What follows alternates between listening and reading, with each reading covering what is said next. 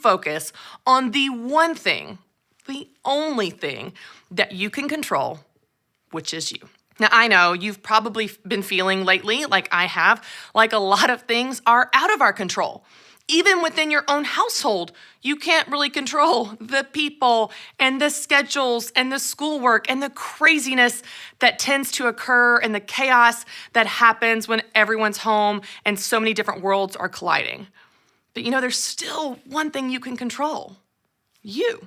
You can control your attitudes, your reactions, your posture. You can control you. And so I'm so excited for this very first episode of the Christy Wright Show to kick it off by helping you not only focus on what you can control, you, but help you find confidence in yourself. Find confidence in your life. Find confidence in your crazy. Find confidence amidst the chaos. And most of all, find confidence in the God that created you to begin with. Now, let me tell you something that I've experienced in my life, and maybe you've experienced this as well. So often in my life, I try to improve my life or change my life or make things better in some way or reach some new goal, but all I do to get there are fix the symptoms, right? Like something is happening in my life and I just put a Band-Aid over it. I think, well, if I can just get my son to be quiet by getting him a snack, it'll make the problem go away. It won't, will it? No, it won't. He's back 2 seconds later for a new snack. Like we do that in every area of our life. We try to fix the symptom and we don't know why it keeps coming back again and again and again. Tell me, have you ever had these thoughts or said this out loud to friends? I just don't have enough time. I just need more time. I just need to manage my time. I need life balance. I just need to balance it all better. I need to learn how to say no more. I need to manage my schedule. I just need more energy. I just need more coffee. Have you said that? I have. We just spin our wheels at all these symptoms in our life and we don't know why they don't change. We don't know why that any efforts we make to improve them come back again and again as problems. That's why I believe true lasting life change happens from the inside out.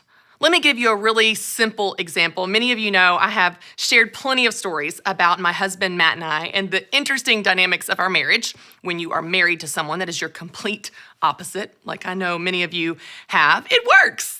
Most of the time, right? Most of the time. Anyway, so one of the things with Matt is I've noticed he tries really hard to show me love in his way. And for some reason, there's this breakdown between us. Like I want these grand gestures. I want lots of roses and sparkly things. And I want, lots of words, lots of feelings, lots of expressions on his face. And he just doesn't do that. That's not his personality style. That's not how he was created. And so after years of feeling frustrated, if my husband could just do this more, if he could just say this more, if he could just act this way differently, then I would feel loved. If I could just fix him, I would feel loved. If I could just help him understand what I need in our marriage, then our marriage would improve. And it never worked. It never worked. Because what was happening was I was focusing on the symptoms. I was focusing on someone else. I was trying to fix the symptom of a deeper problem. Because at the end of the day, the only person you can really control is you. And if we are honest, the root of most of the frustration in our lives can be solved by working on ourselves. Not trying to fix someone else, not trying to pull them along, not trying to put a Band-Aid over the issue, but getting to the core of what's going on in ourselves. And I had an aha moment about 1.5 years ago when I realized that I had this nagging lie that had been in the back of my mind when it came to my husband and I communicating. I had this nagging lie tormenting me that he didn't love me. And when I realized that one day in church, when God opened my eyes to this lie, because that's what that is a lie. My husband loves me very much. But when I opened my eyes to this lie I had been believing, this lie I had been letting limit me in my marriage, this lie that had been holding me back, when I realized that, everything changed. when he took out the trash, when he mowed the lawn, when he filled up my gas in my car without being asked to, when he takes the kids when I'm having a hard day, when he shows acts of service because that is the man that God created him to be. You know what I see and feel and experience? I see and feel and experience love. Did Matt change? No, I did. I got to the core of what was going on in me. And as a result of me working on me, the only thing I can really control, our entire marriage has been transformed. I have chills even as I'm talking about it now. That's why I'm so excited today to introduce you to something called the core of confidence. This framework is the framework that I use to coach people and help them work on themselves from the inside out. Just like I just described to you from my aha moment, realizing the problem wasn't my husband, the problem was with me and my deeply held beliefs, that lie that had been holding me back. So I want to walk you through this framework. I want to walk you through the stages of the core of confidence. And this is just the beginning. I'm so excited to walk with you on this journey as we peel back the layers of understanding where true confidence comes from, where you can build confidence in yourself and the God that created you, but it starts with you. Let's start at the beginning. The very center of the core of confidence, the very middle circle of this whole thing, of our entire lives, of you as a person, is your spirit. Everything starts with your spirit. Everything starts with your faith. Everything starts with God. What he says about you, what he says about your future, the plans he has for you. See, so often we tend to treat our faith life like it's created equal with everything else. Well, we've got our financial life, and we've got our, spiritual life, and we've got our relational life, we've got our career life, we've got all these pieces of the pie, and they're all created equal, and they're not. They're not. That's simply untrue. The most important part of your life, the most foundational piece of your life, the filter that every decision in your life should go through first, is through your faith. Everything starts with your spirit. Everything starts there. What God says about you, what God has for you, the truth in his word and the relationship you have with him. We can't possibly expect God to lead us, God to guide us and show us what to do next and how to make decisions and how to have good relationships and how to improve our marriage if we don't ask him, if we don't start there. So the very first level of these stages in the core of confidence is your spirit.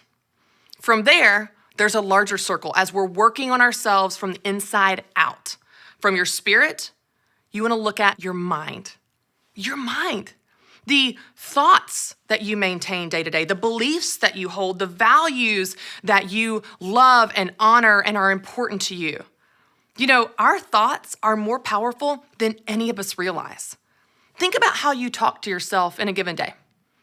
Think about the ideas that dominate your mind from morning to night. Maybe you have lies that you've been believing and you don't even realize it, like I did. Like I lived for years in a marriage with a man that loved me deeply, and I didn't believe it. That's the power of your thoughts. That's the power of your mind. And you know what? The Bible has a lot to say about our thoughts. It has a lot to say about what we focus on and what we think about. And we're going to talk about that. So you start with your spirit. From there, you're working your way outward, and you look at your mind. And then from there, we're going to talk about our bodies. Yeah. I know, it's uncomfortable. You already feel it, don't you? I feel it. I just said the word body. Like we get weird and squirmy. We haven't even talked about it yet. Here's what I want you to know about your body. Your body is amazing. It's amazing. Because why? Because God created it. And he doesn't make mistakes. He says your body is incredible. And by the way, it's the only one place that you've got to live your entire life on this earth. So I don't know, I feel like maybe we should become friends with it. Maybe we should be nice to it. Maybe we should actually appreciate this one home that we have to live in while we're here. I found in my own life, it's really hard to love others when you don't like yourself. It's really hard to celebrate others when you're down on yourself. If you want to be kind, if you want to give grace, if you want to give love, you have to first start with you. You have to receive love. You have to appreciate what you have first to be able to offer that to other people. You can't offer something you don't have. And if you don't have love for yourself and your body, it's going to be really difficult to offer that to other people. So we're going to talk about it. We're not talking just about health and fitness. Yeah, that's important, but this is not about that. This is about your ideas about the body you have, the way you talk to your body, the things that you think about your body, the way you treat your body, the one home you have to live in. So if you're tracking with me here, we're focusing on all things that you can control: your spirit, your mind, your body. And now as we keep working through this core of confidence, the next stage is to work on your relationships. I love how the Bible says in Luke, treat others as you would want to be treated. It's the golden rule. It's so simple. Man, I wish that person wouldn't act like that. Man, I wish that person wouldn't treat me like that. You know what? I wish that too sometimes, but you can't control them. What you can control is you and how you treat others and how you invest in your relationships and how you lead those relationships. So we're going to talk about that as well as you build confidence in yourself and within your world.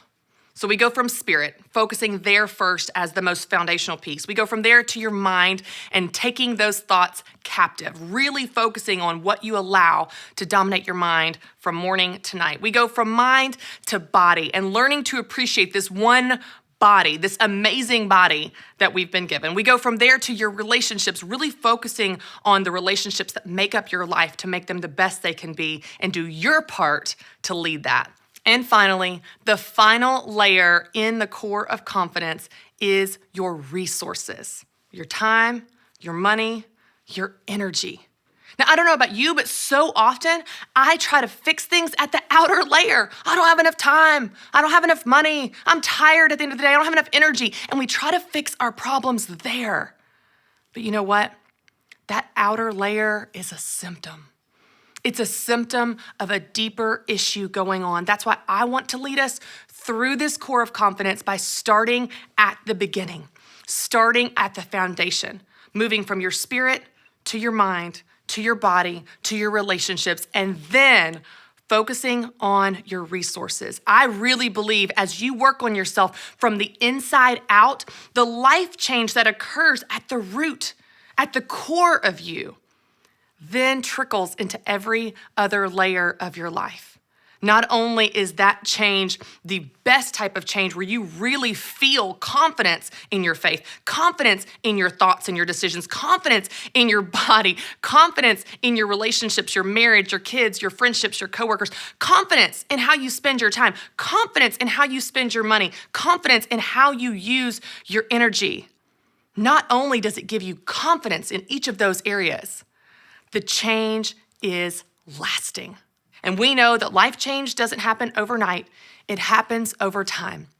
And each season, as God walks you through these journeys, as you're going through different phases, whether it's a mountaintop moment or a wilderness journey, I believe working on yourself from the inside out is not only the only thing that you can control, it's going to be the change that lasts the most. Because we both know that in the life of faith, we're always going through seasons. We're never done, are we? You never arrive in personal development and personal growth. It's not like you get there, put your feet up, you're like, I'm done.